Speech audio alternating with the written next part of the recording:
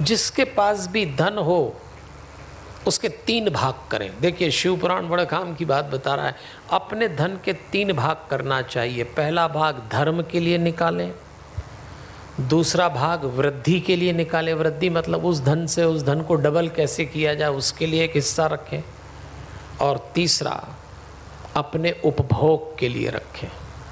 कितने ढंग से बात बताइए। एक भाग धर्म, दूसरा भाग वृद्धि, तीसरा उपभोग। ऐसा भी नहीं हो, पुराण कह रहा है खुद भी खाओ पियो मौज मस्ती करो, कई है माल जेब में है पर जिंदगी भिखारियों की तरह निकल गई। अरे अपने ही धन का उपभोग नहीं कर पाते। वृत्ति, इसको डबल भी करना है, इसलिए कुछ ऐसे काम करें, इन्वेस्टमेंट करें, कुछ ऐसी क्रियाएं करना चाहिए कि धन को बढ़ाना भी है और धर्म के लिए भी खर्च करें। ये तो आप कर ही रहे हैं। कुंभ में अनेक लोग आए, आप इतना धन दे रहे हैं, उसी से काम चल रहा है। अपने हिस्से का दशांश ज़रूर दान करिए, जो भी हो जैसा भी लगे, इसमें अपने आप को रोकिए मत।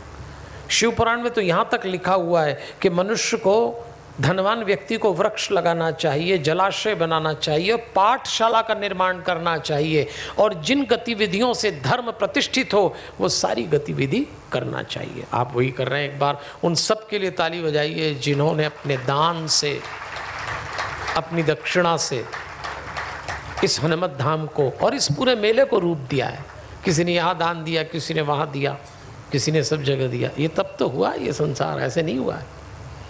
इसलिए दान देने में पीछे मत हटी। और अन्न दान का तो क्या कहना, शिव पुराण तो कहता है सारे दान में अन्न दान श्रेष्ठ है, शिक्षा दान श्रेष्ठ। हमारे यहाँ भी एक अन्न क्षेत्र चल रहा है, निःशुल्क भोजन कराते हैं 10 से 1। अन्न दान में कमी न रखें।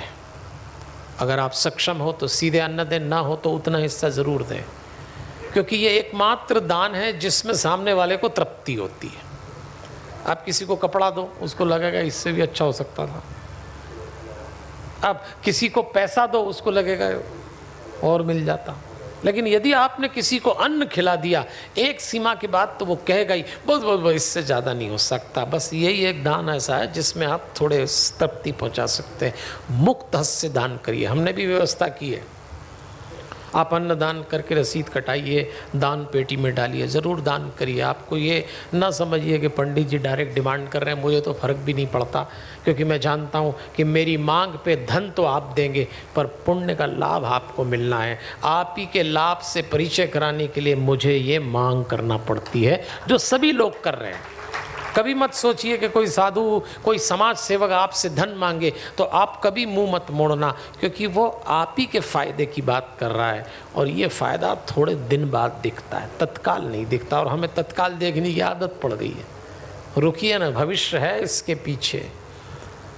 दान करिए और सज्जनों देवियों ईमानदार से करिए, किसी को मूर्ख न बनाएं, दिल से पुण्य करिए। है तो मना मत करिए, और नहीं है तो परेशान ना हो, लेकिन है तो मत। ऊपर से वाले से कुछ नहीं छुपता। आप ही का मन आपको समझाता, अरे इतना दे के क्या करेंगे अपने काम, अरे उसको 10% लेना है, आप उसको बेवकूफ़ नहीं बना सकते। मैं एक घटना कहीं कहीं सुनाता हूँ, कभी आपको भी सुनाई होगी, बड़ी प्यारी घटना है।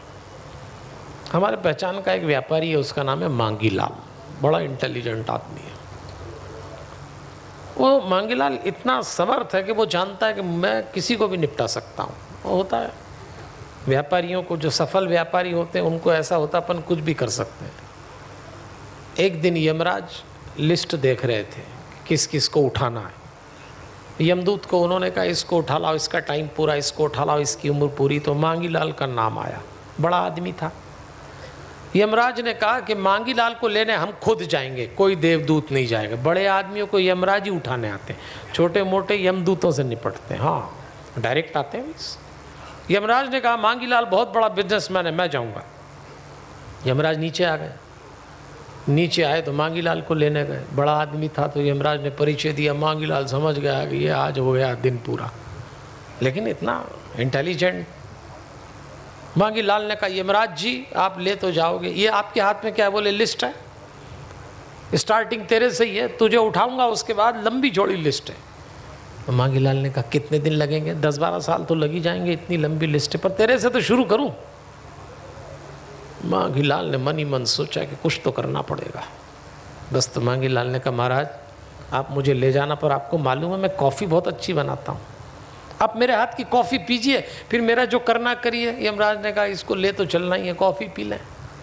यमराज बैठ गए, मांगीलाल अंदर कॉफ़ी बनाता है और कॉफ़ी में बेहोशी की दवा डाल देता है और ला के जैसे ही दी, यमराज ने पी, बोले आह क्या नशा चढ़ा है।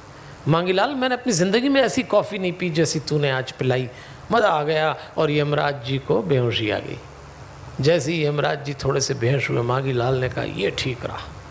तुरंत लिस्ट खींची उनके हाथ में से, अपना नाम 1 नंबर पे था वो काटा और सबसे नीचे फंसा दिया और 10-15 साल की व्यवस्था हो गई। मांगीलाल खुश।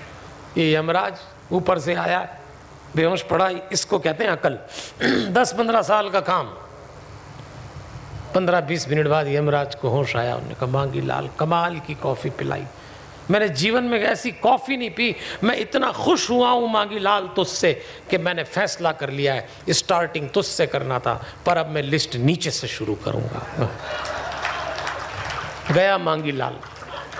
भगवान के सामने होशियारी नहीं चलती, लेकिन हम लोगों की आदत पड़ जाती गणित डालने की, इसमें ये कर लें उसमें वो कर लें। भगवान के 10% में गणित मत डालना, ऐसी जगह वसूलेगा। अगर है 10% तो डाल दीजिए। मैं ये नहीं कहता हनुमत धाम में डालिए। ये जो आप आज यहाँ इतना बड़ा तामझाम देख रहे हैं साधु संतों का, सबको ज़रूरत है। धर्म की आवश्यकता की पूर्ति के लिए यदि आप अपने धन का अंश दे रहे हैं, कहाँ लौट के आएगा नहीं मालूम आपको, आएगा ज़रूर। वो लिया हुआ लौटाता है।